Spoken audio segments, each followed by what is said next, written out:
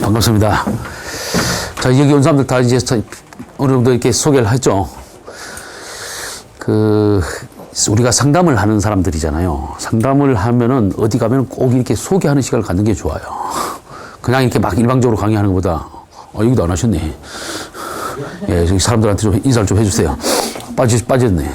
용사, 우리가 변호사님 오늘 청강생이에요. 우리 교수님 강의를 가지고 경기대학교 상당경량 3학기입니다. 그래서 이렇게 서로 이렇게 인사를 하고 하면 훨씬 더 마음문을 열어서 서로 얘기하기도 좋고 어떤 얘기를 하더라도 받아들일 수 있는 준비를 할 수 있는 그런 과정이 돼요. 그러니까 다른 데 가면 이렇게 막 수업부터 막 일방적으로 시작하고 이렇게 하는 경우가 많은데 그렇게 하는 거는 별로 바람직하지 않고요.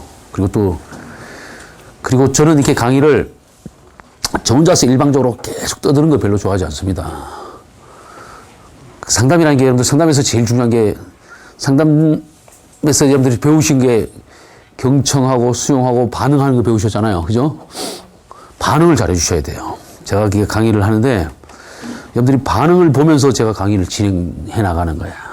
제가 교재가 아무것도 없어요. 아무것도 안 들고 있어요. 그러니까 여러분들이 반응을 안 해주면은 입 속에서 혼란이 일어나면은 죽을 쓰게 돼요. 죽을 쓰게 되면 누가 손해일까? 저희가요. 그지? 나는 더 이상 책임질 수가 없어요.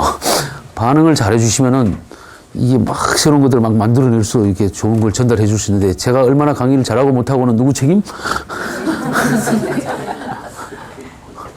반응을 해야 돼. 이렇게 얘기해도 우리 남자들이 반응이 더 시원찮아. 여자들은 이렇게 반응하잖아. 금방. 그리고 물어봐도 앞에 있는 사람 반응하지. 저 뒤에 있는 사람들 대답도 안 하잖아. 이 심리적 거리와 물리적 거리가 정비례 한다고 내가 얘기를 해서 앞으로 앉으라는데도 꼭 기피고 뒤에 앉는 사람이 있어. 앞에도 이렇게 폈잖아. 이렇게. 욕심 있으면 이런 사람들은 이렇게 이 가방 치우라 그러고 앞으로 와서 앉으면 좋잖아. 여러분 어디 가서 그렇게 적극적으로 뭔가 이렇게 해야 성취를 할 수 있지 소극적으로 하고는 얻는 게 없어요.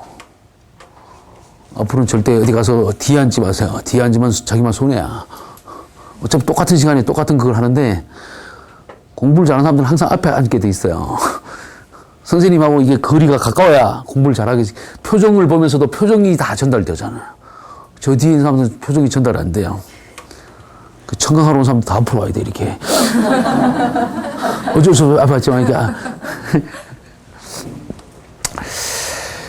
그래서 제가 옛날에 그 교도소 가서 강의한 적이 있는데, 그때 느낌만 되살아나지 않도록 도와주세요. 그렇죠. 이 교도소들이 전부 이렇게 남자들이고, 이렇게, 너 얼마나 잘하나 한번 보자. 이렇게 딱 이런 태도로 이렇게 딱 하고 있더라고요. 그런 경우가 제일 힘들고, 그 다음에 이게 제가 또 강의를 하는데 제일 힘든 경우가 어떤 경우냐. 목사님들 앞에서 강의하는 게 제일 힘들더라고요. 그리고 제가 판사들 앞에서도 한번 강의를 한 적이 있어요.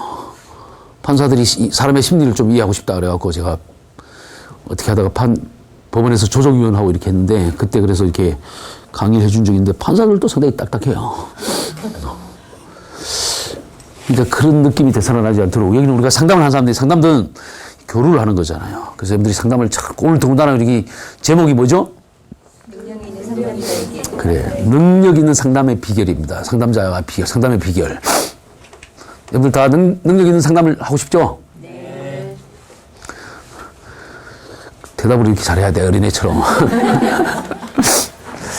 자, 상담을 잘 하려면 제일 중요한 게 뭘 것 같습니까? 그죠? 잘 들어주는 거, 그것도 필요한데, 그거 왜 잘 들어줘야 돼요? 왜 제대로 대답을 하고 계시잖아요. 이렇게 대답을 해야 돼.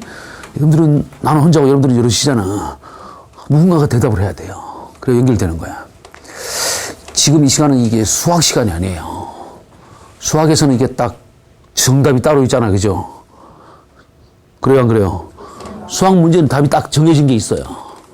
이 상담은 사람에 관한 거야. 사람에 관한 거는 답이 따로 있을까, 없을까? 답이 따로 없어요. 각자 다 자기가 생각하는 답이 따로 있는 거야. 그러니까 여러분들이 무슨 말을 대답을 하더라도 다 답이 될 수가 있어요. 그러니까 절대 이거 말해서 틀리면 어떡하나 쪽팔린다 생각하지 말고 틀린 답이 하나도 없어요. 제가 묻는 말에 그냥 생각나는 대로 대답을 하면은 답이 되게 돼 있고 그 생각나는 대로 대답을 하면서 그 대답을 해서 자기가 대답을 하지 않으면 자기 걸로 만들 수가 없어요. 대답하지 않고 제가 질문하지 않고 제가 일방적으로 싹 설명할 수도 있는데 그렇게 설명하면 여러분들 돌아서면 잊어먹어요. 제가 설명하고 질문할 때 답이 되든 안 되든 자기 방식대로는 대답을 하려고 노력을 하시면 돼요. 앞으로 오세요, 앞에. 네. 거기 앉아 계신 분은 누가 오면은 앞으로 가세요 이렇게 얘기를 하세요. 네. 그 남자분이 얘기하시면 될 것 같아요. 네, 네. 그 여기 의자를 좀 비워놓고 이렇게. 네. 그래서 그 대답을 잘 생각을 하고 이렇게 대답을 하려고 노력을 하다 보면 답을 찾게 되게 돼 있어요. 그런 거니까 어떤 질문을 하든 그때 그냥 여러분들이 수준에서 대답을 하시면 돼요. 대답을 해야 제가 이 질문하는 걸 제대로 따라오고 있는지 제가 판단을 해야 되잖아요. 판단해서 거기에 맞춰서 제가 이렇게 뭔가 또 새로운 걸 꺼내야 되잖아요. 무슨 말인지 이해되시죠? 네. 이걸 말입니다. 여러분들이 상담에서 배우는 그 구성주의라 그래요. 구성주의. 상담 책을 읽다 보면 구성주의라는 말 들어보신 적 있죠? 컨스트럭트라 그래요. 영어로 하면 컨스트럭트라는데 우리가 이 심리학적인 것들은 우리 수학이나 어떤 다른 과학들은 다른 학문들은 어떤 용어가 있으면 그게 딱 용어가 딱 정해져 있어요. 그 용어의 뜻이 모든 사람에게 통용되는 뜻으로 딱 암묵적으로 이렇게 약속이 돼 있는 거야. 사람들 사이에. 근데 이 심리학 속에는 심리적인 용어들은 우리가 똑같은 예를 들어서 하나 사랑이라는 용어가 있잖아요. 그죠? 사랑이란 말은 똑같은데 사용하는 사람마다 다 뜻이 달라요. 그렇죠? 네. 그게 개념이에요. 그게 구성주의예요. 컨스트럭트라 그래, 그런 걸. 근데 우리가 제대로 거기에 대해서 쫙 맞춰 나가야 되는 거야. 그래서 이게 최근에 상담 학문들이 더 이제 많이 발달되면서 이 구성 개념이 각각 다 다르다 보니까 생각하는 게 다르다 보니까 그래서 좀 통일시키고 또 그걸 어떻게 구성하느냐에 따라서 우리가 그래서 그게 자기가 인식한 개념이 다른 거예요. 사랑을 나는 이걸 사랑이라고 생각하고 다른 사람은 이걸 사랑이라고 생각하면 내가 생각하는 사랑은 이거예요. 그죠? 그러니까 사랑이 객관적인 사랑이 따로 있는 게 아니에요. 내가 인식한 게 바로 주관이면서도 객관인 거야. 현실이라는 것도 그런 거예요.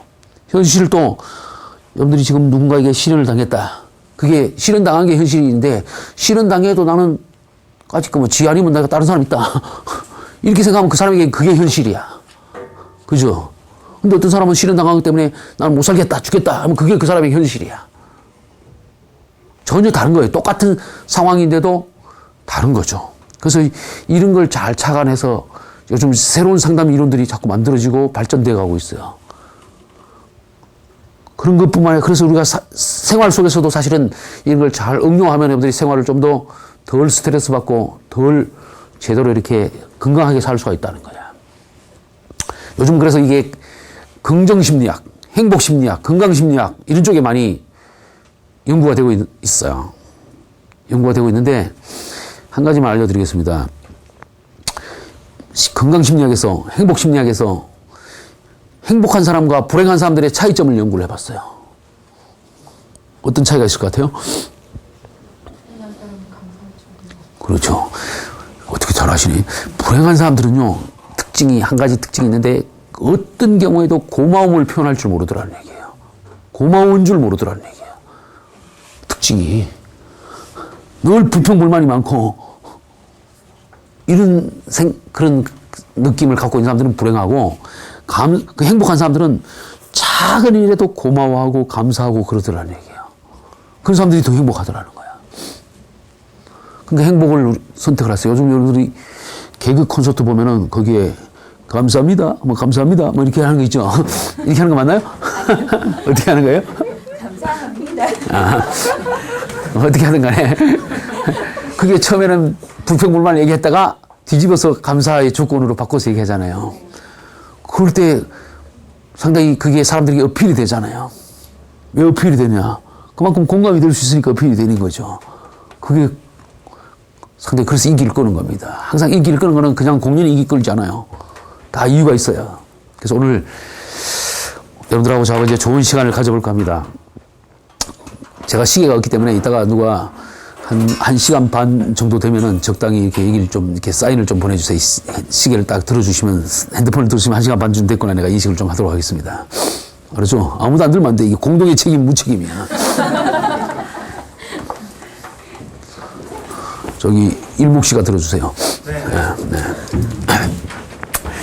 자, 우리가 상담이라는데, 이 상담을 잘 하기 위해서는 여러 가지가 필요한데, 상담을 다른 말로 바꿔서 얘기하면은, 이 사람을 이해하는 거라고 생각할 수 있습니다. 사람을 이해. 그렇죠? 우리가 능력 있는 상담자가 되기 위해서는 제일 중요한 게 사람을 잘 이해할 수 있어야 돼요. 여러분들도 사람이잖아요. 사람을 잘 이해합니까? 이 세상 지금까지 여러분들이 살면서 제일 힘들 때를 생각해보세요. 삶이 너무너무 고달프고 힘들 때 언제가 제일 힘들던가요? 도대체 아버지가 왜 날 혼내보내지? 그렇죠. 네. 나를 알아줘야 할 그 사람이 나를 이해해주지 않을 때, 몰라줄 때, 오해할 때, 그죠? 이때가 제일 힘든 거야. 지나가는 사람이 나를 몰라주는 건 괜찮아요. 나를 알아줘야 할 그 사람이 나를 알아줘야 돼. 그 사람이 누구야? 가족이에요. 가까운 사람이라고요. 친구고 직장 동료고 그런 거야. 제일 가까운 사람이 가족이에요. 그럴 때 사람이 너무너무 힘들고 살고 싶지 않는 거야. 반대로 사람이 가장 살만할 때도 또 언젠가 같아요. 그렇죠. 나를 알아줄 때잖아요. 그죠? 그 사람이 사람을 이해하면은 살만나게 해주는 거야. 상담이 사람을 살만나게 해주는 거예요. 나를 몰라줄 때 살맛이 나지 않고 나를 알아줄 때 살맛이 나요. 그래서 우리가 상담을 한다는 건 그 사람을 알아주고 이해해주고 수용해주고 공감해주고 이렇게 해주는 거죠. 그럴 때 그 사람이 이해받는 느낌이 들고, 그죠? 자기 자신이 누군가가 자신을 받아주는 느낌이 들고, 그럴 때 위로를 얻을 수가 있잖아요. 그 사람을 잘 이해하는 것이 능력 있는 상담의 비결이에요. 한마디로 얘기하면. 그럼 여러분들 사람을 잘 이해합니까? 어떻게 하면 이해를 잘 할 수 있을까요? 충분히 들어줄 때. 그쵸. 들어줄 때도 모르니까 일단 듣고 봐야 되잖아. 그 들어주는 게 상당히 중요하죠. 대답만 하면 답이 된다니까, 이렇게. 지금까지 대답을 한 번도 안 하는 사람들 있지. 저기 목 아픈 사람 외에는 다 대답을 해야 돼.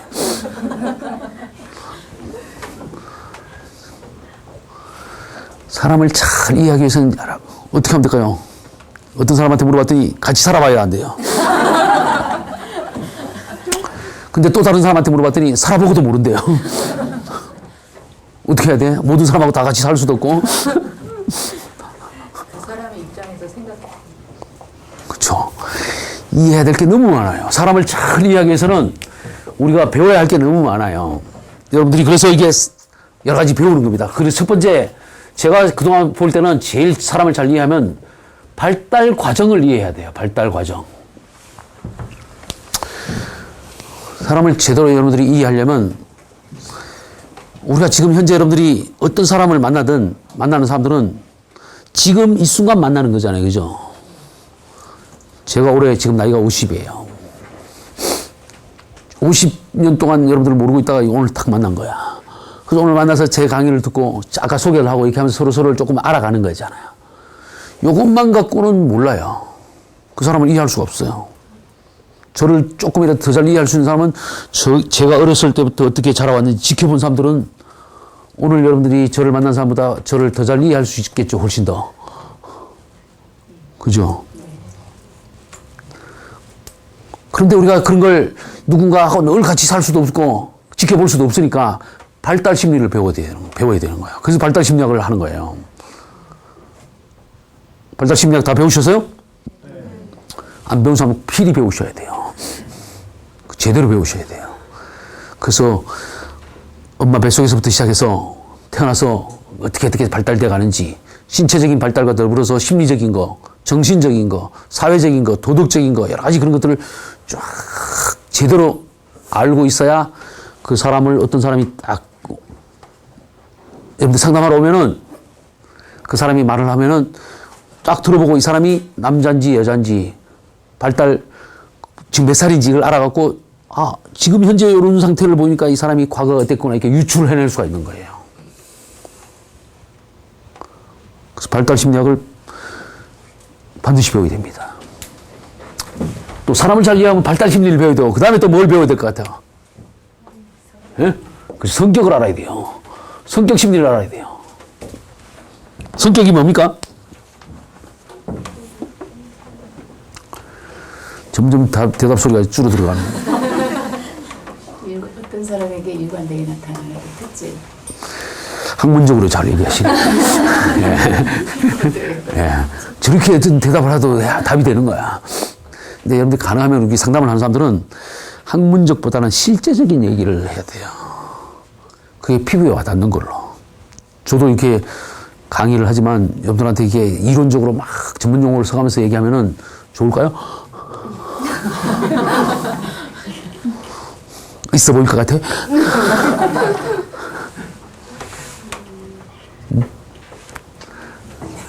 반응이 그럴 것 같아요? 그럴까? 뭐 에릭슨이 어떻고 이런 얘기를 발달심리를 한번 해볼까? 성격이 이제 있어 보이는 얘기를 해봅시다. 성격을 영어로 하면 퍼스널리티라고 합니다. 퍼스널리티는 펄슨과 날러티의 합성어예요. 그렇게 얘기하는 게 좋아요? 무슨 말인지 모르겠죠? 그렇죠. 그 사람이 어떤 한 사람이 다른 사람하고 구별되는 그 사람이 갖고 있는 특성이에요. 그 사람의 특성이라 그래요. 그래서 특성이 다르기 때문에 똑같은 상황에서 다르게 생각하고 다르게 판단하고 그렇기 때문에 다르게 느끼고 그래서 다르게 행동을 하는 거예요. 그게 성격이라 그래요. 그 성격적인 특성을 제대로 알아야 된다는 얘기예요. 자, 지금 이렇게 곤란하니까 핸드폰 다 이렇게 무음으로 하든지 해주세요, 빨리. 그게 필요할 것 같아. 점검해 주세요. 그 성격적인 특성을 잘 알아야 사람을 잘 이해할 수가 있어요.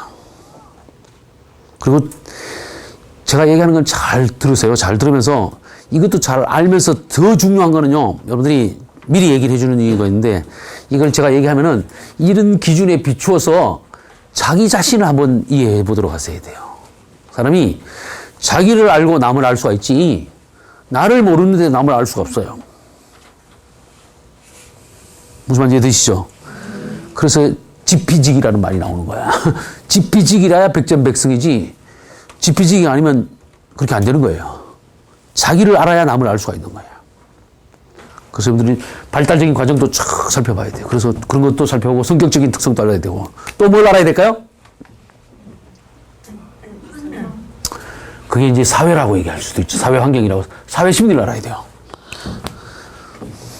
사람이 혼자 있을 때랑 10명이 있을 때랑 100명이 있을 때랑 1000명이 있을 때랑 행동과 태도가 같을까요? 다를까요? 다르죠. 남자끼리 있을 때랑 남녀가 섞여 있을 때랑 다를까요? 같을까요? 남자들이 넥타이 맸을 때랑 예비군 군복 입었을 때랑 어떻게 달라지던가요? 완전히 사람이 달라지죠. 인격이 달라지는 것 같지 않아? 완전히 다른 사람으로 보이잖아요. 사회적인 특성 때문에 달라요.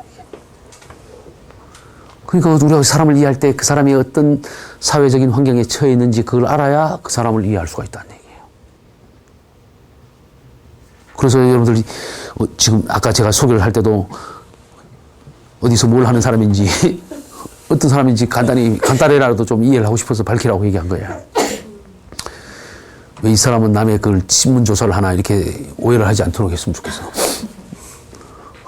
알았죠? 또 뭘 알아야 될 것 같아요? 그 사람의 친구가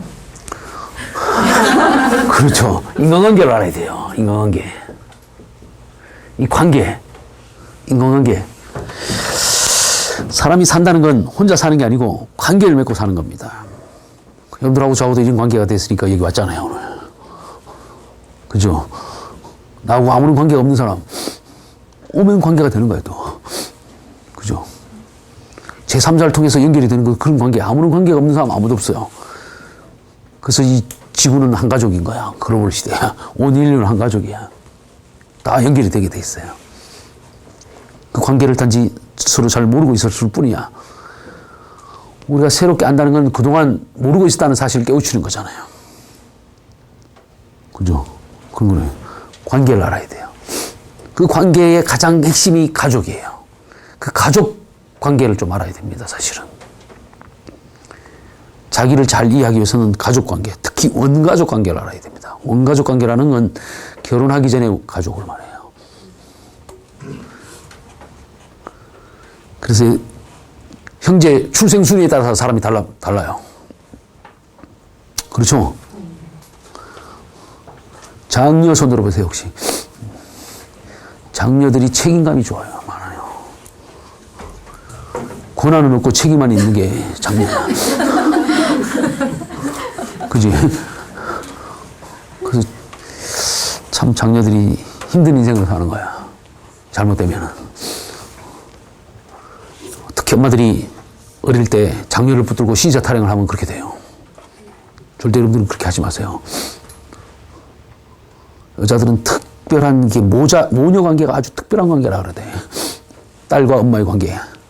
이거는 부자 관계하고 또 다른 관계야. 그죠? 동감을 별로 안 하시나 봐. 그 다음에 또 알아야 될 게 뭘 알아야 될 것 같아요?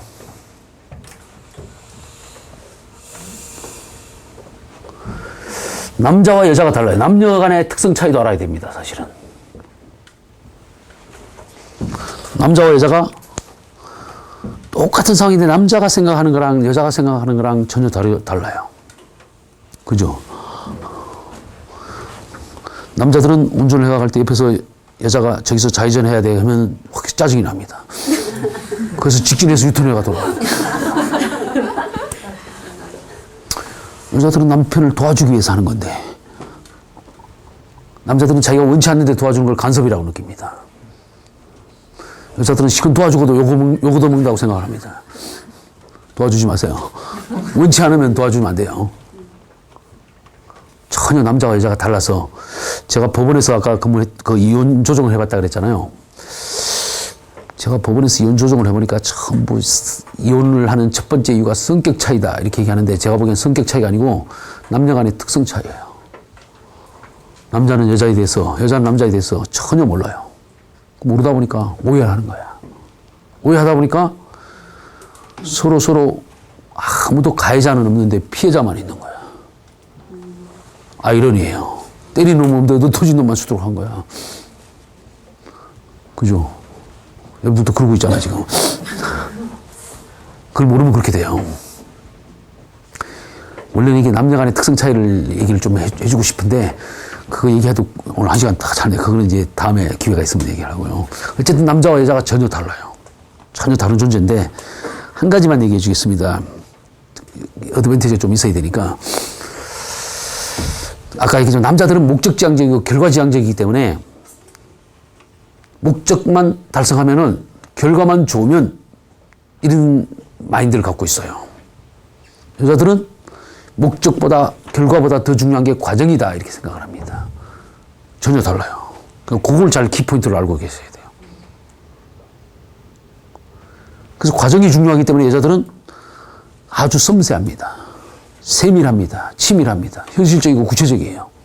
남자들은 결과만 좋으면 되기 때문에 아주 그냥 큼직큼직하고 뭐 굵직굵직합니다.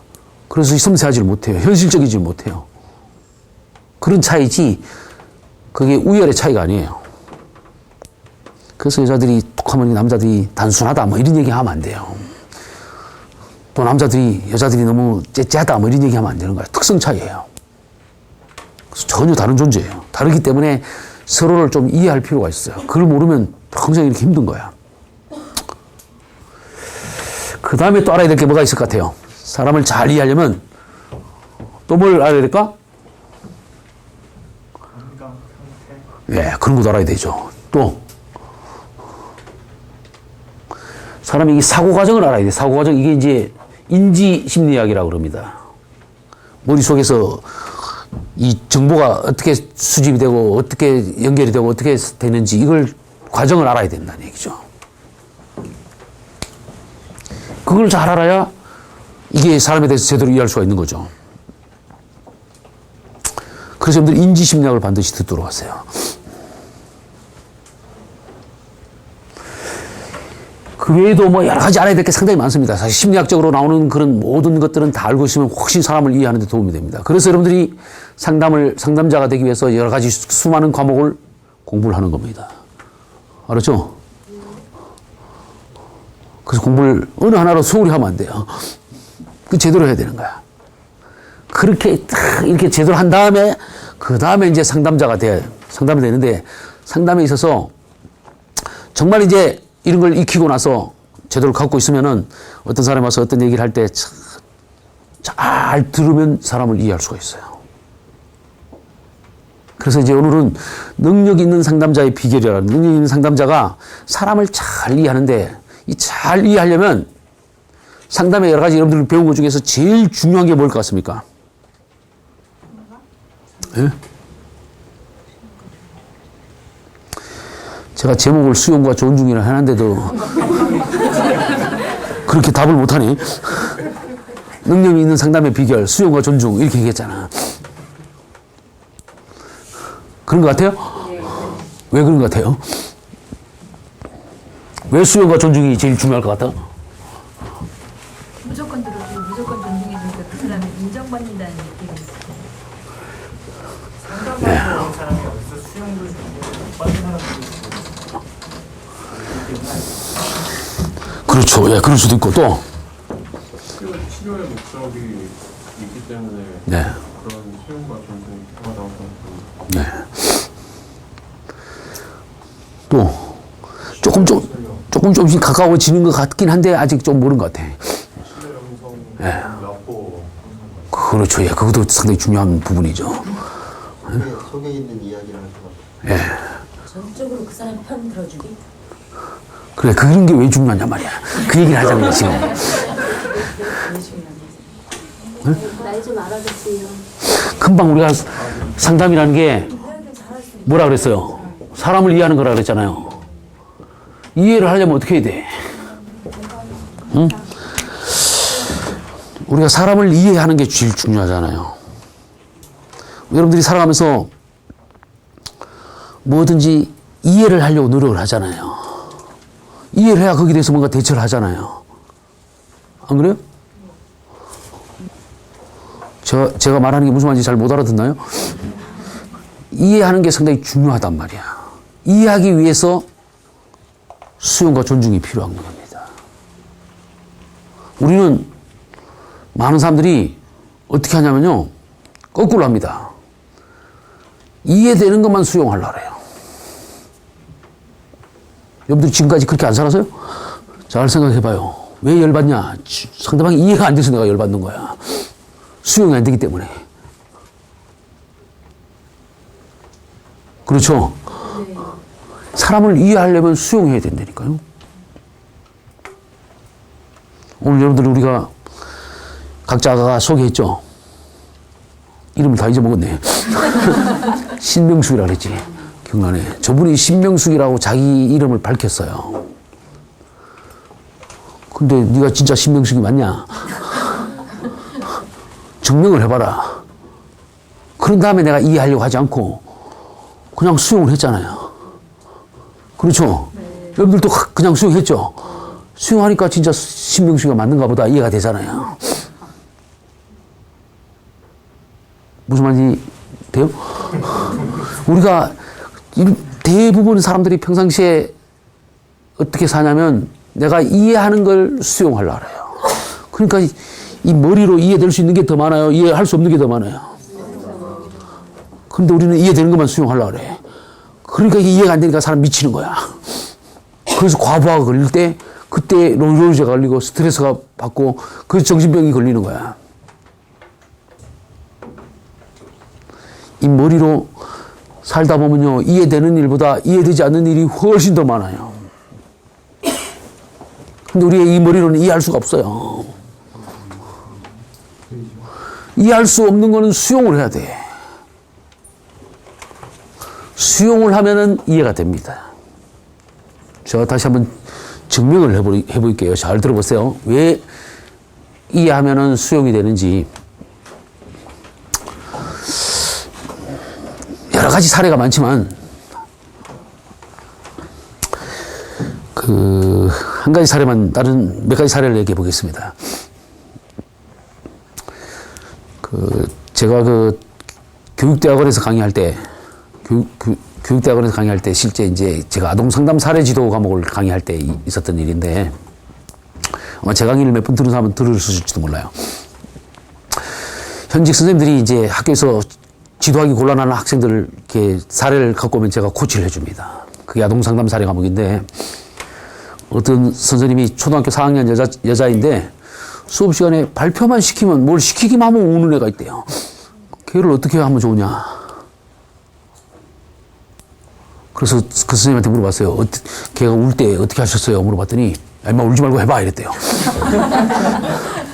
그랬더니 걔가 어떻게 하더냐 물어봤더니 더 크게 울더래요. 그런 애를 어떻게 하면 좋으냐 이러는 거야. 여러분들 어떻게 하면 될까요? 같이 울어? 그것도 좋은 방법 중에 하나죠. 또 울게 놔둔다. 네, 울게 놔둘 수도 있죠. 모른 척한다. 모른 척하면 어떻게 될까? 이거. 다음 아이한테. 다음 아이한테. 그랬는데 계속 우는 거야. 그 다음에도 어떻게 하든 그 시간만 우는 게 아니라 그 다음 시간에 또 다른 시간에도 또 시키면 또 울어. 어떻게 하면 될까요?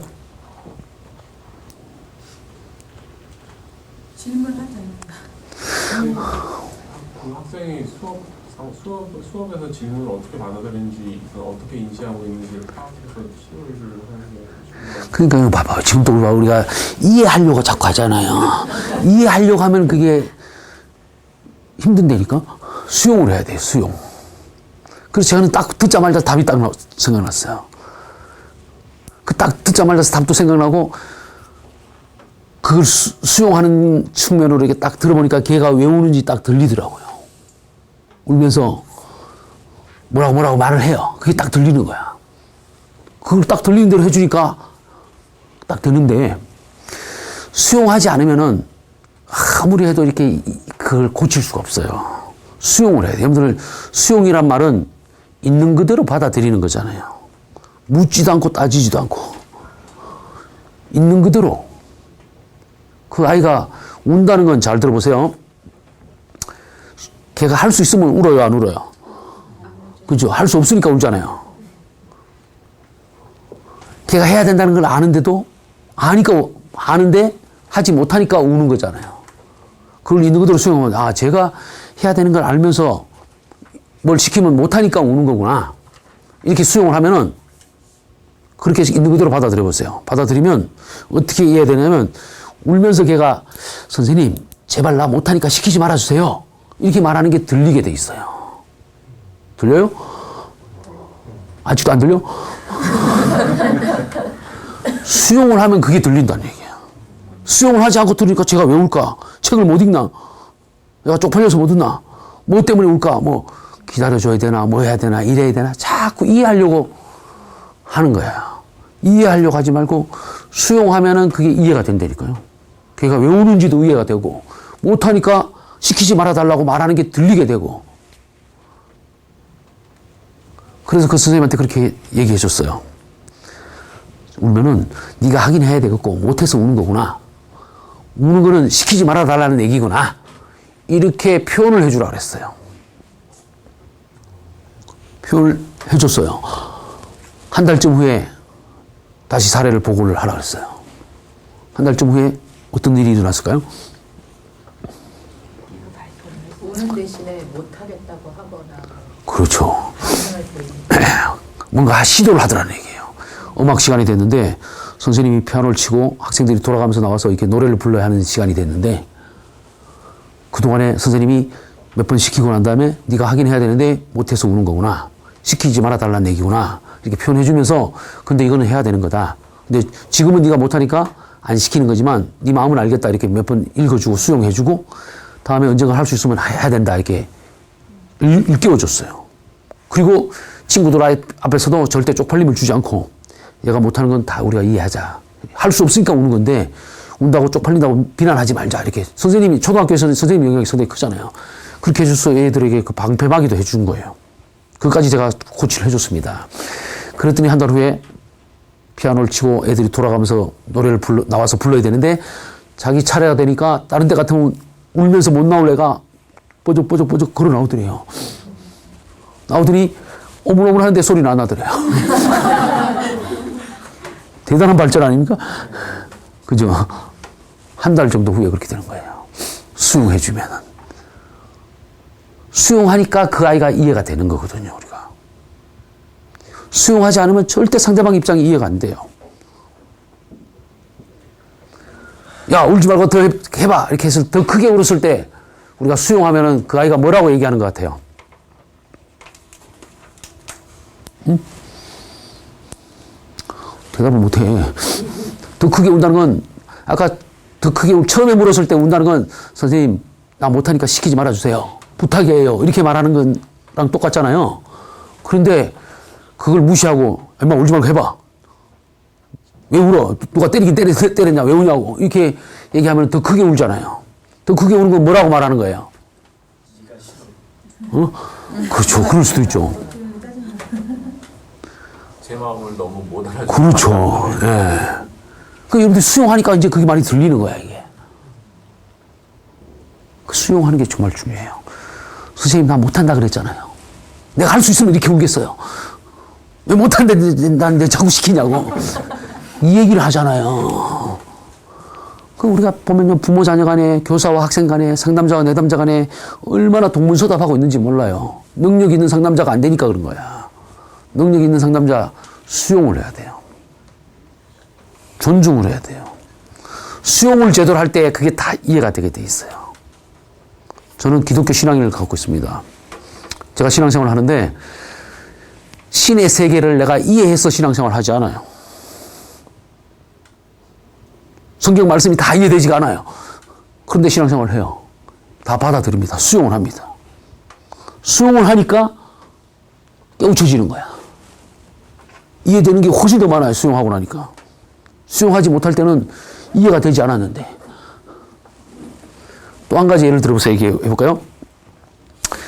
수용을 하는 게 제일 중요해요. 우리가 인생을 살면서 제일 있는 그대로 수용받는 적이 언제인지 혹시 아세요?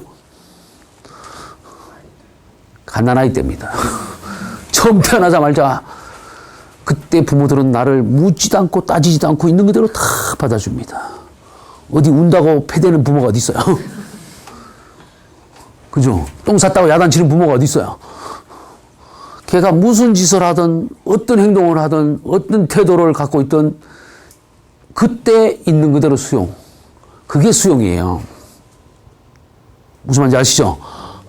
여러분들이 교과서에 나오는 있는 그대로 수용, 상대방을 그 사람 입장에서 있는 그대로 수용한다. 이거는 그런 식으로 이해해갖고는 안 돼요. 갓난아이가 태어났을 때 있는 그대로 이렇게 부모가 수용을 해줘요, 안 해줘요? 대답이 시원찮아. 애를 길러본 사람들 그렇게 했어, 안 했어? 대답을 왜 안 해요? 찔리는 게 많은가 봐. 제가 발달 심리학을 강의를 하면 제 강의를 들으면 들을수록 후회가 된다 그래요. 왜? 어릴 때 그걸 제대로 몰라줘갖고 못했거든요. 발달 심리학을 강의를 한번 들어야 자기가 이해됩니다. 자기 자신이. 내가 어떤 과정을 밟아와서 내가 이렇게 현재 이렇게 됐구나 이렇게 알 수가 있는 거거든요. 어쨌든 갓난아이가 있는 그대로 수용을 하니까 엄마는 알아요. 걔가 한 달쯤 지나면 걔가 울음소리만 듣고 엄마는 제가 똥을 싸서 우는지 배가 고파서 우는지 어디가 불편해서 우는지 엄마는 알아요. 그죠? 왜 알아요? 걔 엄마가? 걔가 무슨 말을 해서 알아요? 왜 알아? 수용을 하니까. 진짜잖아요. 그래요, 안 그래요? 있는 그대로 수용할 때 그때 이해가 된다니까? 있는 그대로 수용할 때 전혀 보태지도 않고 빼지도 않고 그 사람이 있는 그대로 이해가 되고 받아들여지고 그게 수용이라니까. 상담에서 수용이란 건 그런 거예요. 이 수용, 이렇게 될 때 내가 상담자가 그런 수용을 하면은 내담자에게 그게 전달이 될까요? 안 될까요? 에?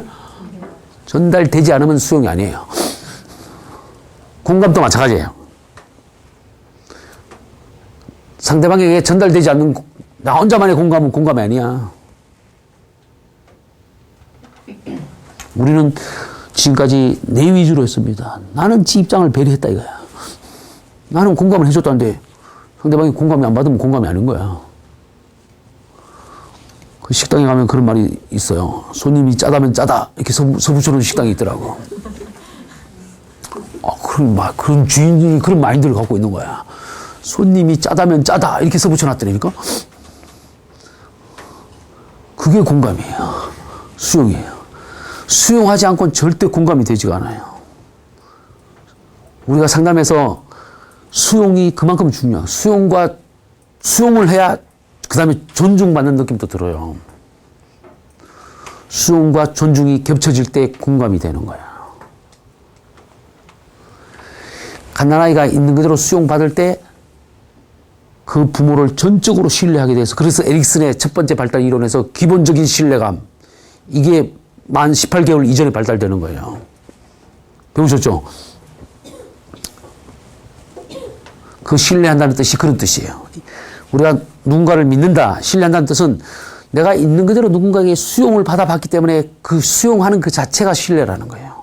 아, 저 사람은 나를 있는 그대로 받아들이는구나. 나를 절대 무시하거나 거부하지 않는 거구나. 이렇게 되는 것이 수용. 그게 신뢰예요. 그렇게 신뢰가 될 때 그 신뢰감을 제대로 만들어져야 그 다음에 정상적인 성장과 발달이 이루어질 수가 있어요. 그 신뢰감이 만들어지지 않는 사람은 정상적인 성장 발달이 안 되기 때문에 그때부터 이 심리적인 문제가 생겨나기 시작합니다. 불신감만 가득한 사람이 대표적인 사람이 저적인 어부증 걸린 사람들이에요. 그 사람들은 그 상태에 머물러 있고 더 이상 성장이 거기서 멈춰버린 거예요. 그래서 그럴 수밖에 없는 거야. 그 이후로도 여러 가지 이제 여러분들이 알고 있는 여러 가지 이상심리학에서 배우는 성격장애나 정신병이나 이런 것들이 다 그때 기본적인 신뢰감이 만들어지지 않으면은 그게 제대로 안 되면 다 그렇게 되게 돼 있어요. 여러분들이 제대로 알아야 돼요. 그래서 이 기본적인 있는 그대로 수용 이게 상당히 중요하다는 거예요. 그게 그래서 상담에서도 우리가 관계를 첫 번째 라포 형성을 하기 위해서도 있는 그대로 수용을 해야 된다는 얘기죠. 이거 상담뿐만 아니라 여러분들 가족 관계나 어떤 관계에서든 간에 처음으로 우리가 사람끼리 관계를 할 때는 뭐가 필요해요? 신뢰가 필요하잖아요. 그죠? 신뢰는 어떻게 해서 만들어지는 거예요? 그죠? 수용받을 때 내가 상대방한테 비난받고 부정적인 반응을 받고 이렇게 하면 그 사람을 신뢰할 수 있어요? 오늘 여러분들 저하고 처음 봤는데 이 사람들 공부도 안 하고 말이야 대답도 안 하고 막 비난하고 이렇게 하면 저를 신뢰할 수 있겠어요? 네가 또 잘났으면 얼마나 잘났냐 이렇게 반발심이 생깁니다. 여러분들이 무슨 대답을 하든 그 말이 맞다 그러고 내가 수용을 해주고 존중해주고 어떤 행동을 보이더라도 비난하지 않고 이렇게 수용을 해줄 때 관계가 만들어지는 거예요. 알았죠? 대답을 이렇게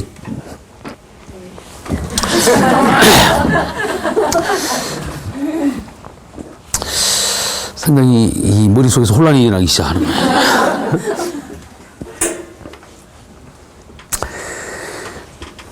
인생을 살면서 두 번째로 또 있는 그대로 수용받고 존중받는 경험을 할 때가 있습니다. 언제인 것 같아요? 그렇죠. 예. 연애를 제대로 해보신 분들은 알아. 안 해본 사람들은 몰라. 인생의 불행이 어디서 시작되느냐. 엄마 아빠가 똥 쌌다고 패대기 시작할 때부터 있는 그대로 수용받지 못할 때부터 불행이 시작되는 겁니다. 그죠? 잘 생각해 보라고요. 그때부터 이제 가족들은, 부모는 아이에 대한 기대가 생깁니다. 기대가 생긴다는 건, 기대라는 게 관계이거든요. 관계라는 건 기대예요. 그래서 이 사람하고 나하고 어떤 관계냐, 서로 어떤 기대를 하고 있느냐, 그걸 살펴보면 그 사람하고 나와의 관계를 알 수가 있어요. 여러분들은 저하고 별 기대가 없기 때문에 내가 물어도 그냥 별로 대답도 안 하고, 나는 상당히 기대를 하고 있어요. 대답을 잘해줄 걸로, 반응을 잘해줄 걸로 기대하고 있는데, 저는 그렇게 하고 있는데 여러분들은 저한테 그런 기대를 별로 안 하고 있나 봐. 별로 뭐 오늘 그냥 특강 한다니까 하고 있고, 나중에 또 불이익 당할까 봐. 그렇게 오셨나요? 아니요, 기대하면서 왔어요. 아까 기대를 물어볼 때는 별 기대를 안 하던데.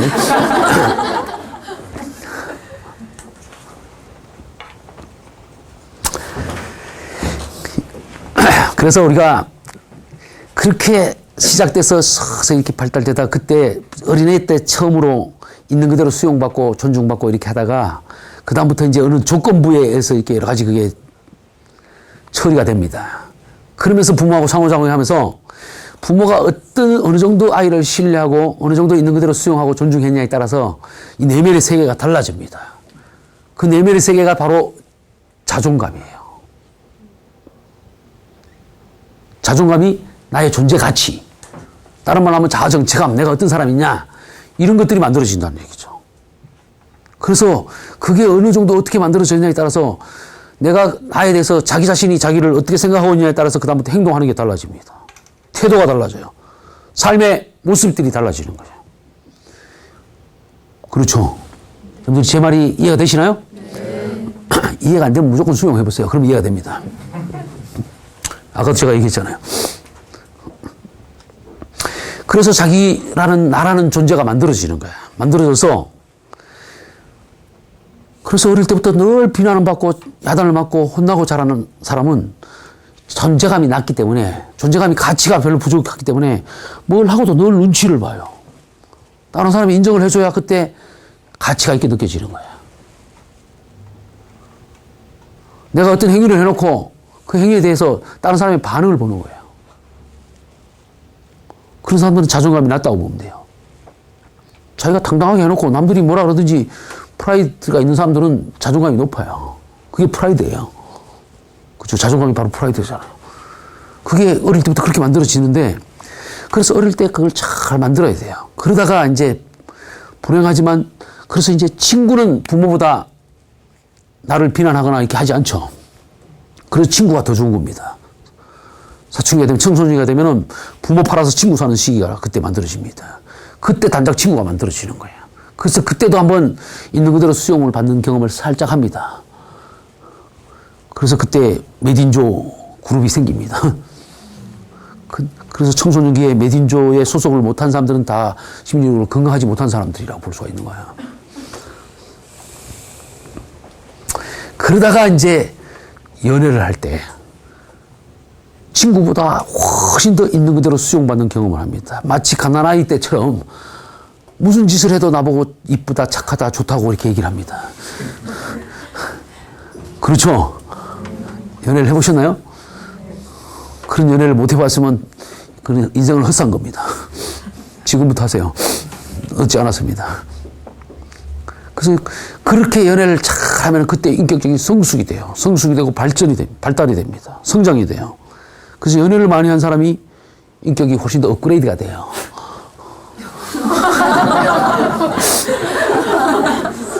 잘 보라고. 연애를 많이 한 사람이 결혼 생활도 훨씬 더 잘합니다. 왜? 인격이 성숙됐기 때문에. 어쩌다가 하나 얻어가려고 결혼한 사람들은 불행한 삶을 사는 경우가 많아요. 친구들 관계를 보라고요. 그때 연애할 때도 상대방이 나를 있는 그대로 수용, 존중해 주잖아요. 그러니까 이 세상에 이 사람만큼 소중한 사람이 없는 거야. 그래서 너 아니면 못 살겠다 이런 느낌이 드는 거죠.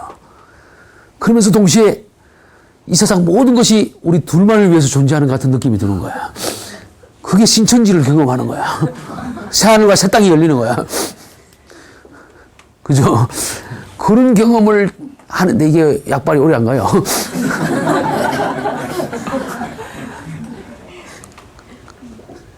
이 콩깍지가 씌이는 기간이 심리학에서 연구를 해보니까 18개월에서 30개월까지요. 길어봤자 30개월. 18개월. 짧은 사람은 그보다 훨씬 짧게 끝난다. 그보다 짧게 끝난 사람들은 신뢰감 형성에 문제가 있었다고 생각하시면 돼요. 건강하게 형성돼도 18개월에서 30개월까지 가는 거야. 그렇게 해서 그때 업그레이드가 돼야 인생을 제대로 살 수 있는 그게 몇 단계를 거쳐서 그렇게 기초가 마련되는 겁니다. 지금부터라도 하는 게 늦지 않았어요. 하세요. 연애를 하되 스캔들이 될 만큼 하지 말고 가족들하고 하세요. 얼마든지 가족들하고 친한 사람들하고 꼭 연애가 아니더라도 연애하듯이 하면 되잖아요. 있는 그대로 수용하고 존중하고 그렇게 하면 되는 거예요. 그게. 나이 들수록 그렇게 하면 더 멋있어 보이고 더 대단해 보이잖아요. 그렇잖아요? 노부부가 이렇게 너무 이렇게 저도 이렇게 부부 상담이나 그런 걸 가족 상담 많이 하면서 이렇게 보면 제일 멋있는 부부가 어떤 부부냐. 나이가 들어갈수록 같이 친구처럼 지내는 부부가 제일 멋있더라고요. 그런 부부가 제일 행복하고 사실은. 친구처럼. 젊었을 때는 막 이렇게 서로 주도권 쟁탈도 하고, 그죠? 뭐 그렇게 여러 가지 그렇게 하기도 하는데, 나이가 들수록 친구라는 건요, 언제나 내 편을 들어주는 게 친구예요. 일단 내 편 들어놓고, 그 다음에 따지는 겁니다. 그게 친구예요.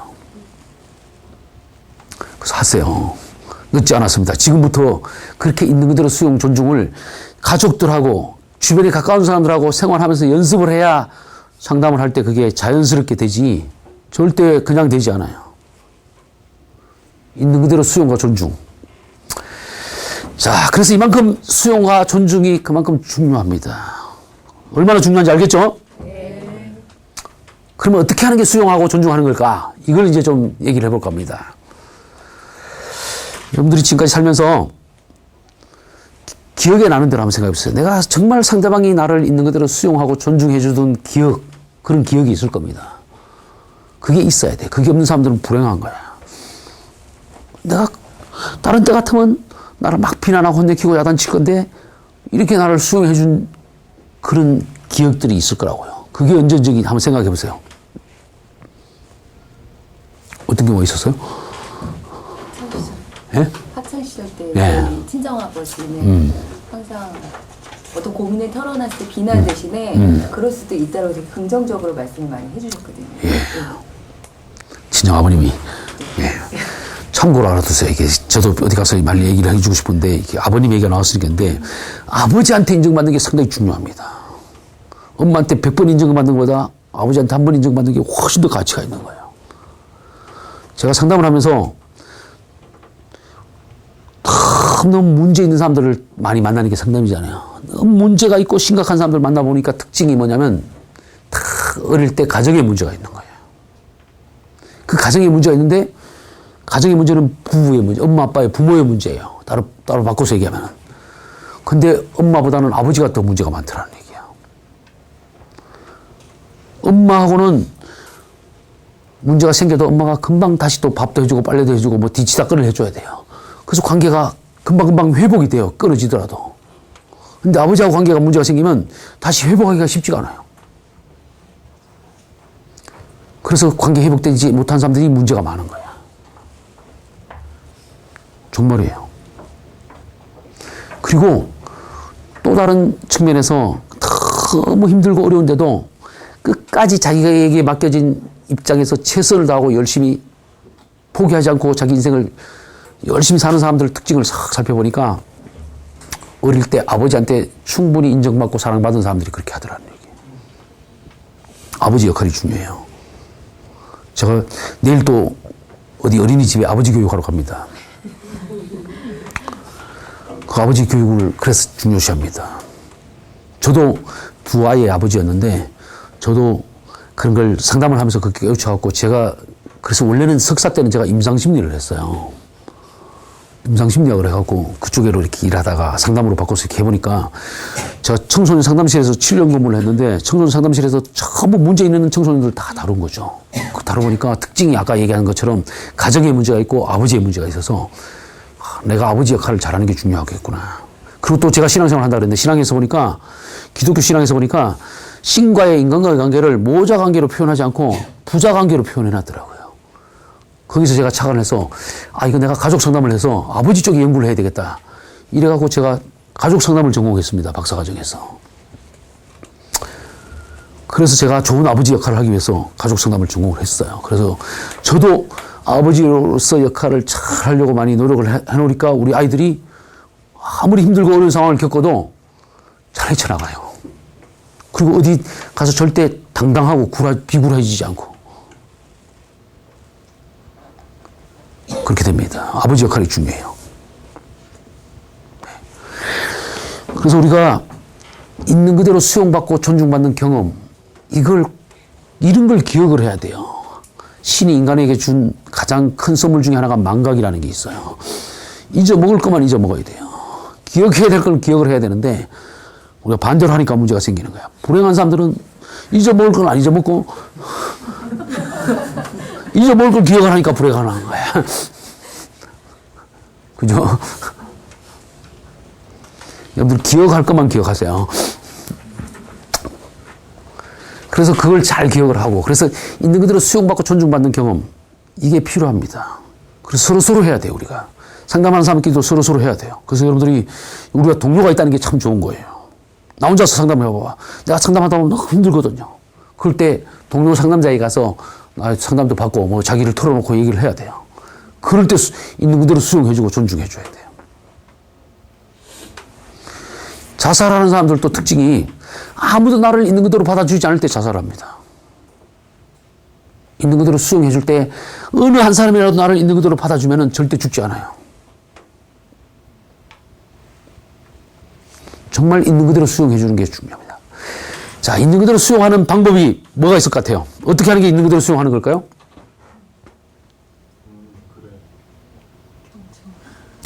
그렇죠. 여러분들이 배운 경청의 기술이 거기서 나온 겁니다. 그냥 그렇게 나오는 게 아니에요. 그 사람이 어떤 얘기를 하든 내 기준으로 판단하거나 평가하는 게 아니에요. 그러려면 판단하거나 평가하지 않으려면 어떻게 해야 될까요? 무슨 말인지 잘 안 되나요? 내가 잘 들어주는 걸 그 사람에게 전달이 돼야 되는데 전달이 돼야 수용이 된다 그랬잖아요. 뭘 전달해야 될까요?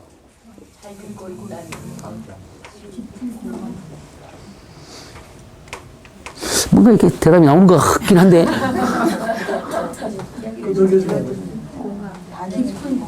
저 사람은 내 말 잘 듣고 있구나. 그렇죠.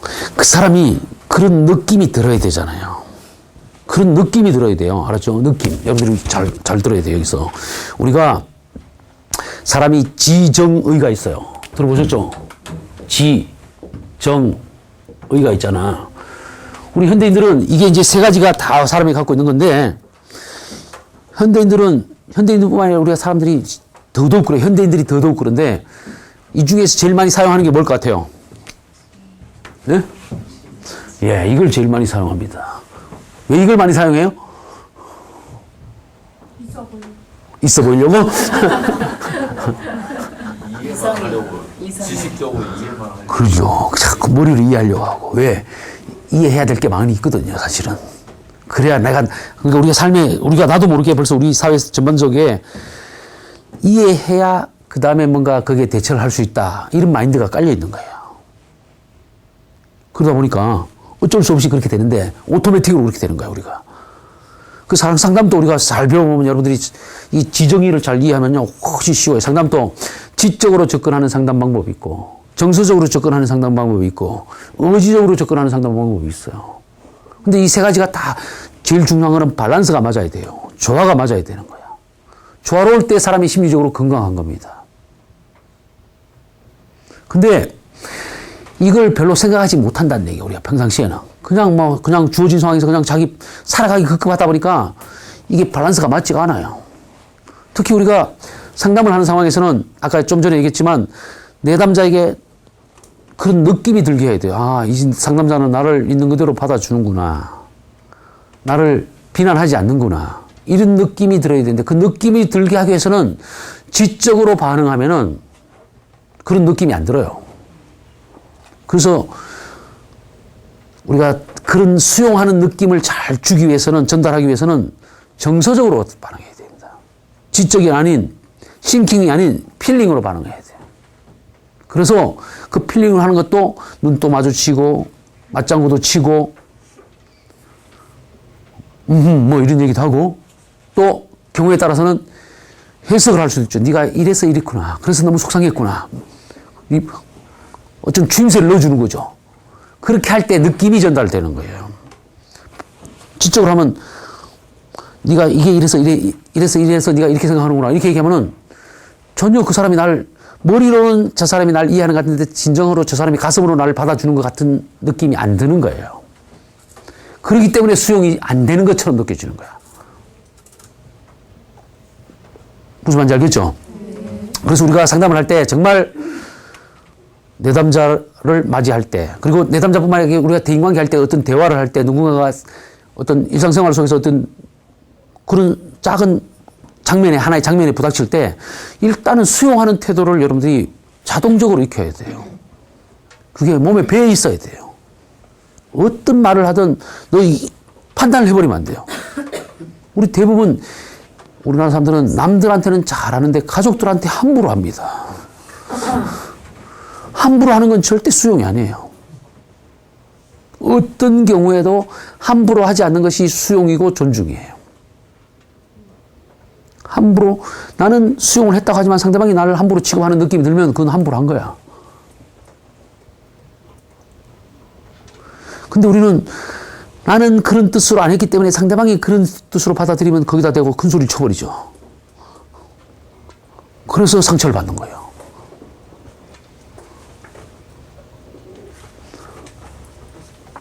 가족들 간에 특히 부모가 자녀를 수용 못하는 경우가 많아요. 왜 수용을 잘 못할까요? 그렇죠. 기대가 있기 때문에 그래요. 기대가 있는데 기대대로 되면은 당연한 걸로 여기고 기대대로 안 되면은 비난을 하니까 그래요. 우리가 기대대로 되면은 어떻게 해야 될까요?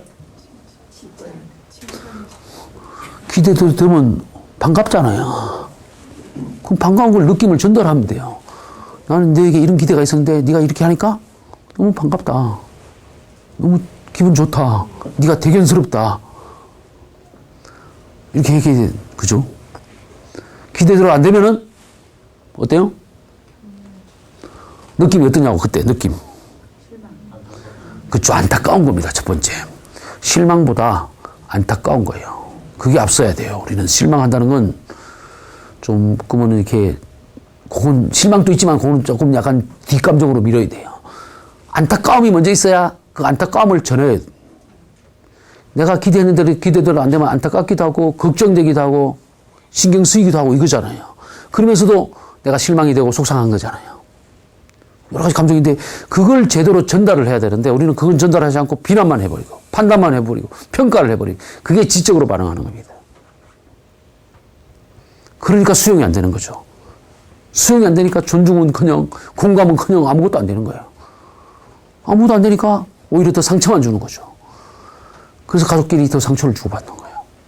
수용을 할 줄 알아야 됩니다. 그러니까 우리가 어떤 경우에도 상대방이 어떤 말이나 행동을 하게 될 때 우리가 갓난아이를 마치 보는 것처럼 그대로 받아들이고 그런 다음에 내가 기대하는 걸 전달을 해야 돼요. 이게 수용이고 존중이에요. 그렇게 할 때 제대로 된 관계가 형성이 되고 상대방이 나에게 어떤 기대를 하고 있다.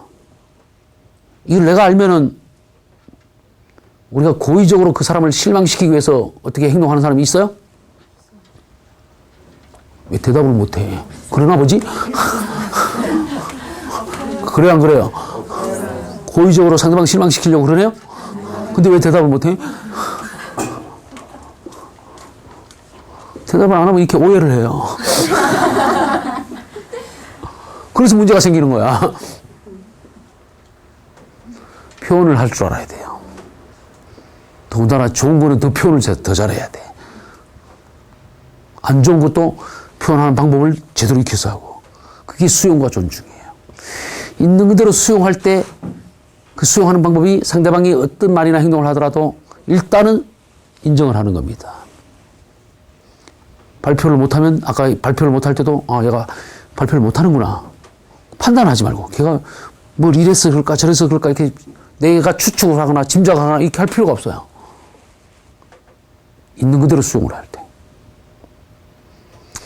자, 있는 그대로 수용을 하는 방법을 대충 알겠어요? 네. 한 번만 더 사례를 갖고 한번 얘기해 봅시다. 여러분들 있는 그대로 수용이 되나 안 되나 그걸 사례를 갖고 얘기를 해보고 하겠습니다. 어떤 5살짜리 아이랑 아빠랑 잔잔한 호숫가를 달밤에 달이 반짝반짝 빛나는 때 이렇게 탁 거닐다가 물속에 잔잔한 호수 속에 비친 달이 너무 이뻐서 5살짜리 아이가 아빠 달로 목걸이 만들었으면 좋겠다. 달로 목걸이 만들어주세요. 이렇게 얘기를 했어요. 여러분들이 만약에 그 아빠라면 있는 그대로 수용을 해보세요.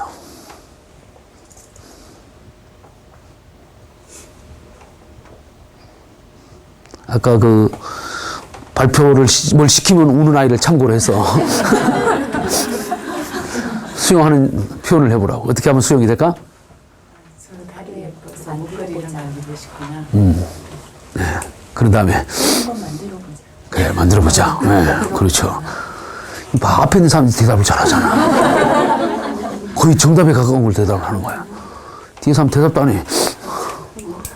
물속에 있는 달을 따와서 해줄게.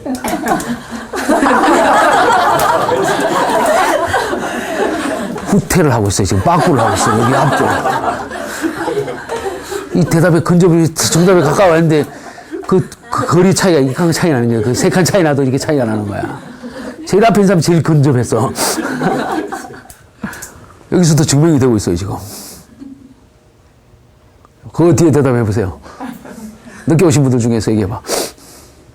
웃지만 말고. 어떡할 거야?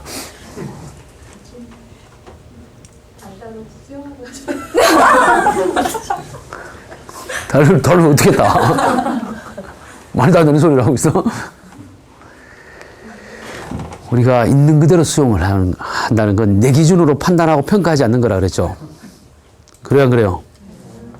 우리는 그런데 나도 모르게 오토매틱으로 자동적으로 내 기준으로 평가하고 판단을 합니다. 그게 오토매틱이 돼 있어요. 달로 목걸이 만들어주세요. 이렇게 얘기하면 내가 생각하는 달을 생각해요. 아이가 생각하는 달은 생각지도 않아요. 얘가 미쳤나? 얘가 좀 이상한 애가 아닌가? 어린애니까 그럴 수도 있겠다 이렇게 생각을 할 수도 있겠지만 이거 어떻게 대답하지? 막 곤란해지는 거야. 그죠? 5살짜리 아이가 생각하는 달은 생각해야죠. 우리가 늘 상대방 입장에서 생각해야 된다니까. 달로 목걸이 만들어 달라던 그 아이가 생각하는 달이 뭔지를 알아야 돼요. 그것만 알면 해답이 나와요. 내 기준으로 판단하고 평가하면 안 된다는 얘기. 있는 그대로 수용하라는 얘기가 그게예요. 여러분들이 얼마나 평상시에 자동적으로 이게 그렇게 돼 있다니까? 누구나 다 판단하고 평가하게 돼 있어, 이게. 그러니까 이게 연습을 제대로 해야 되는 거야. 이승엽이가 그렇게 야구를 잘하다가도 어떻게 돼갖고 한번 떨어지니까 그게 회복이 안 되잖아. 그죠? 쉽지가 않는 거야, 이게. 그러니까 여러분들 우리가 능력 있는 상담자가 되기 위해서 제대로 이렇게 수용하는 걸 처음부터 제대로 배워야 돼요. 제대로 해갖고 제대로 할 줄 알아야 되는 거야. 절대로 내 기준으로 판단하면 평가하면 안 돼요. 그래 네가 달로 목걸이 만들고 싶니? 이렇게 물어보고 한번 만들어보자. 네가 원하는 달 목걸이가 어떤 거니? 물어보면 돼요. 물어보면 모양은 어떻고 크기는 얼마나 타고 색깔은 어떻고 걔가 얘기를 하면 하는 대로 만들어주면 돼요. 그게 수용이야. 내가 생각하는 달을 어떻게 따오지? 얘야 달이란 따올 수도 없고 갈 수도 없고 이렇게 설명을 하고 걔가 그죠? 설명을 하다가 안 되면 설득을 하고 설득을 하다가 안 되면 설교를 하고 설교를 하다가 안 되면 나중에 협박을 합니다. 그래도 안 되면 이제 폭행을 합니다. 그래서 상처를 주는 거야. 부모 자식 간에, 부부지 간에, 우리가 가까운 사람끼리 그렇게 한다니까요. 잘 보라고 그렇게 하고 있나, 안 하고 있나. 제가 없는 말 하는 거 아니잖아요. 사람 사는 게 다 비슷해요. 안 봐도 비디오야. 다 똑같아. 그래서 서로 쪽팔릴 것도 없고 창피할 것도 없는 거야. 다 똑같이 사는 거야, 그냥. 그래서 그 상담을 하는 사람들은 상대방을 이해하기 위해서 합니다. 그래서 제가 상담을 하는 건 상대방을 이해가 되는 거지 내 기준으로 판단이나 평가가 되는 게 아니더라고요. 그래서 저는 어떤 사람이 어떤 얘기를 하다가 참 이해하고 수용할 수가 있어요. 그러니까 저한테 상담하러 왔다 가는 사람들은 다 속이 시원하다 그래요. 보내세요, 나한테는. 있는 그대로 수용한다는 말, 존중한다는 말이 어떤 건지 정확하게 이해하셨나요? 네. 이거 정말 쉽지 않는 거예요. 연습되지 않으면은 고양이가 지 생각하듯이 삽니다, 우리가. 내 입장에는 수용했는데 왜 네가 그렇게 못 느끼냐고 이렇게 얘기하는 거야. 그래서 문제가 생기는 거예요. 아무리 내가 했다 하더라도 그 사람이 아니라면 아닌 거야. 그럼 물어봐야 돼요. 내가 어떻게 하면 네가 그런 생각이나 그런 느낌이 들 것 같으니 이렇게 물어봐야 돼요. 그럼 그 사람이 원하는 대로 해주면 돼요. 그게 수용이야. 내가 원하는 대로 내 방식대로 하는 게 아니고 상대방이 원하는 대로. 그렇게 할 때 그 사람이 이 사람만은 나의 모든 걸 이해해주고 받아주고 있다. 이렇게 마음이 느껴지면은 상담이 거의 다 끝난 거죠. 그런데 그 상담자의 의견을 무시하겠어요, 그 사람이? 그리고 새로운 각도에서 새로운 걸 관점을 넓혀주고 새로운 생각할 수 있도록 응용할 수 있도록 해주면 그대로 따르게 됩니다. 그래서 우리가 사람을 신뢰하게 되면 다른 거 못 믿어. 그 사람 때문에 뭔가를 우리가 하잖아요. 나는 이렇게 납득이 안 되더라도 이 사람이 믿을 만한 사람이다 그러면 그 사람이 하라는 거 한번 해보지 않아요? 그렇잖아요. 그게 능력 있는 상담자가 되는 거야. 능력 있는 상담자가 되기 위해서 어떻게 해야 된다고요? 수용을 잘하려면 어떻게 되냐 말이야. 그걸 생활 속에서 지금 현재 내가 어떻게 해야 될 거냐. 그걸로 여러분들이 말로 만들어 보세요. 단계를 거쳐서 지금 최종적인 건 생활 속에서 적용을 해야 되잖아. 어떻게 하면 될까요?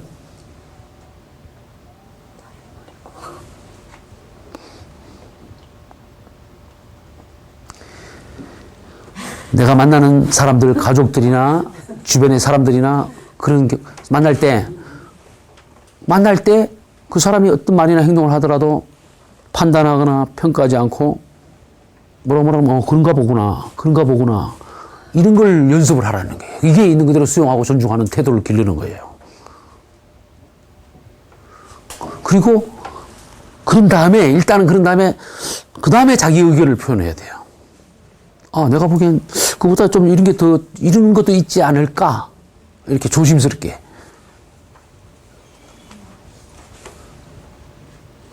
이걸 우리가 평상시에 익숙해져야 돼. 자동적으로 오토매틱으로 나오도록. 지금 오토매틱으로 이게 나도 모르게 판단하고 평가하는 그게 오토매틱으로 되듯이 그 반대께 오토매틱으로 돼야 돼요. 우리가 운전을 처음 할 때 지금은 이게 오토니까 별론데 옛날에 스틱이 있을 때 그 스틱에서 기아를 변경하려면 크러치를 밟고 그다음에 기아를 넣고 이런 걸 의도적으로 해야 돼요. 그죠? 지금도 이제 운전을 처음 하시는 분들은 의도적으로 이로 봐야 되고 뭐 이렇게 해야 되는데 이제 운전이 익숙해지면 어떻게 됩니까? 그죠? 머릿속으로 딴 생각하면서도 이렇게 자동적으로 되잖아요. 그런 걸 오토매틱이라 그래요. 자동화라 그래요. 인지적 자동화. 이 사람의 인지적 자동화, 사람이 이 뇌는요, 연습을 계속 반복해서 하면은 자동화가 돼버립니다. 그래서 우리가 글자를 보면 나도 모르게 읽어줘요. 빨간 글씨로 파랑이라고 써놓으면은, 그죠? 빨간색으로 파랑이라고 글씨를 써놓으면 색깔이 먼저 보일까요? 글씨가 먼저 읽어질까요? 색깔. 왜? 색깔이 더 오토매틱 자동화가 돼 있어서 그래요. 아니죠. 색깔보다는 눈이죠. 눈이 더 빠르게 느낀다라는 거죠. 네. 그러니까요. 색깔이. 그게 그 얘기예요. 그러니까. 그 정확하게 그 인지심리학에서 그런 걸 실험을 합니다. 파랑이란 글자를 빨간색으로 쓰고, 다른 색깔로 다른 그 글자를 쓰고, 색깔을 먼저 맞춰보라 할 때랑 글자를 맞춰보라 할 때랑 시간을 재갖고 어느 게 더 빨리 반응하느냐. 그럼 색깔을 맞춰라 할 때 훨씬 더 빨리 반응한다. 그게 자동화가 그만큼 더 빨리 돼 있다는 거야. 그런 것처럼 우리도, 그러니까 여러분들도 이걸 응용을 해서 우리 뇌는 연습을 제대로 하면 그렇게 자동화가 될 수 있다는 겁니다. 뇌가. 그래서 이게 잘못 자동화된 사람들이 징크스가 있는 겁니다. 컴플렉스가 있는 거예요. 열등감이 있고 여러 가지 그런 왜곡이 돼 있는 거야. 그것이 인지심리학에서 여러분들이 그 합리적, 정서적 REBT나 그런 치료에서는 비합리적인 신념, 이게 자동화가 돼 있어서 그래요. 그걸 바꿔주는 거야. 그러니까 우리가 갖고 있는 어릴 때부터 지금까지 살아오면서 어떤 경험을 하냐에 따라서 잘못된 그것들이 많이 만들어져 있다는 얘기예요. 그런 것들을 바로잡는 것도, 내가 여기 이런 문제가 있구나, 내가 이런 특성이 있구나, 이거 수용하는 것부터 시작해서 거기서 고쳐나가는 거예요. 모든 문제의 시발점은 수용부터 하면은 개선이 시작됩니다. 변화가 시작되는 것이 수용이에요. 내가 문제가 있다는 걸 수용해야 변화될 수가 있는 겁니다. 그래서 여러분들도 정말 우리가 능력이 있는 상담자가 되기 위해서 정말 이 수용을 잘하는 여러분들이 됐으면 좋겠습니다. 지금부터 수용이라는 게 어떤 것인지도 정확하게 알고 생활 속에서 수용과 존중, 수용을 지속적으로 반복을 하면은 존중이 되고, 존중이 반복이 되면은 공감이 돼요. 그래서 다 연장선에 있어요. 따로따로 떨어지는 게 아니에요. 그래서 수용과 존중과 공감이 다 연결되는 거예요. 근데 수용이 맨 처음 시작이에요. 그래서 우리는 어떤 누구도 판단하고 평가하고 그럴 만한 위치에 있지 않아요. 누구나 다. 그럴 수도 없고, 그래서도 안 되고, 그래서 상대방을 있는 그대로 수용하는 것부터 하시고, 그래서 지금은 여러분들이 처음이지만 나중에 정말 어느 정도 연습이 쌓이고 경험이 쌓이면은 정말 수용을 하셔야 됩니다. 특히 연세 드신 분들이 더 수용하는 연습을 더 많이 하셔야 됩니다. 더 좀 있는 그대로 수용. 연세가 많다는 건 내가 그동안 경험이 많기 때문에 내가 갖고 있는 고정관념이 많이 있을 수가 있다는 얘기예요. 그렇기 때문에 더 있는 그대로 수용을 하는 연습. 그래서 정말 여러분들도 나중에 다 능력이 있는 상담자가 돼서 많은 사람들에게 희망을 주고 용기를 주고 힘을 주고 이렇게 할 수 있는 그런 모든 사람이 됐으면 좋겠습니다. 혹시 질문 있나요? 예. 학교 거북이.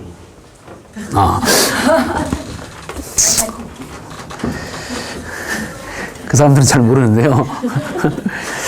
저희들이 매주 화요일 날 저녁에 이 상담 공부하는 모임이 있습니다.